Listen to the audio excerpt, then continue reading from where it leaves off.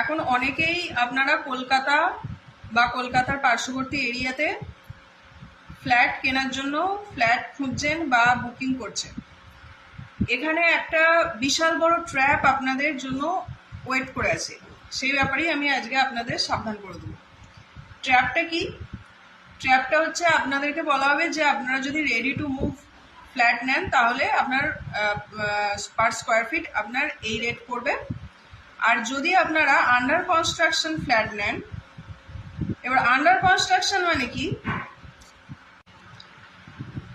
Under construction মানে হচ্ছে ওরা যেটা দেখাবে সেটা হচ্ছে কিছুই নেই, শুধু মানে প্ল্যানটা আছে, ফাঁকা মাঠ, ঠিক আছে? হয়তো ওরা জমিটা কিনেছে বা এগ্রিমেন্ট করেছে, এবার ফাঁকা মাঠ আছে, সেই ফাঁকা মাঠে একটা প্ল্যান ওরা রেডি করেছে, সেই প্ল্যান দেখে আপনাকে ফ্ল্যাট কিনতে হবে। তাতে রেটটা অনেকটা কম। যেখানে একটা রেডি টু মুভ আপনার 4-4.5 টাকা স্কোয়ার ফিট, সেখানে আপনি যদি আন্ডার কনস্ট্রাকশন নেন তাহলে আপনার সেটা অনেকটাই কম, হয়তো 3500 টাকা স্কোয়ার ফিট দিয়ে দিচ্ছে।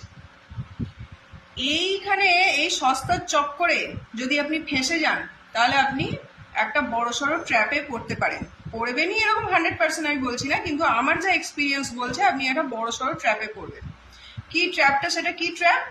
সেটা হচ্ছে আপনি ওই ফ্ল্যাটটা বুকিং করবেন, লোন, যারা যারা লোন নেবেন তারা লোন নিয়ে আপনারা ফার্স্ট বুকিংয়ের সময় যে টাকা দিতে হয় সেইটা বুকিংয়ের টাকা দেবেন, প্লাস হচ্ছে একটা লামসাম ওদেরকে দিতে হয়, 3 লাখ 4 লাখ 5 লাখ বা 10 লাখ, সেটা লামসাম দিলেন। এবারে আপনি পার মান্থ ইএমআই স্টার্ট হয়ে যাচ্ছে আপনার ব্যাংক থেকে যেই লোন নিচ্ছেন, পার মান্থ আপনাকে ইএমআই গুনতে হচ্ছে। ওরা এখন বলে দিল যে আজকে 1 বছরের মধ্যে বা 1.5 বছরের মধ্যে আপনার ফ্ল্যাটটা আমি হ্যান্ড ওভার করবো।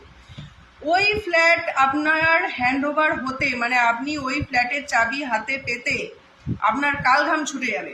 এটা আমি আমার এক্সপিরিয়েন্স থেকে বলছি। সেই জন্য বলছি, সব সময় রেডি টু মুভ ফ্ল্যাট কিনবেন, একটু রেট বেশি হোক, তার কমপ্লিশন সার্টিফিকেট হয়ে গেছে, বা হয়তো সবকিছু রেডি হয়ে গেছে, 2-1 কাজ বাকি আছে, সেই ফ্ল্যাটও আপনি কিনতে পারেন। সেটা আপনার, তাও ওরা যদি বলে যে 3 মাস লাগবে, সেটা আপনি 6 মাস থেকে 1 বছর ধরে এগোবেন, ঠিক আছে? কারণ ওদের কাছে 1 মাস 2 মাস 3 মাসের কোনো ভ্যালু নেই।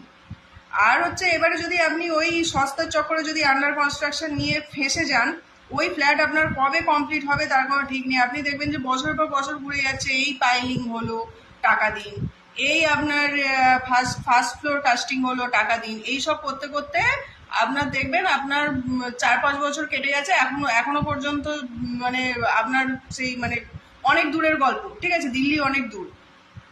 এবার আপনি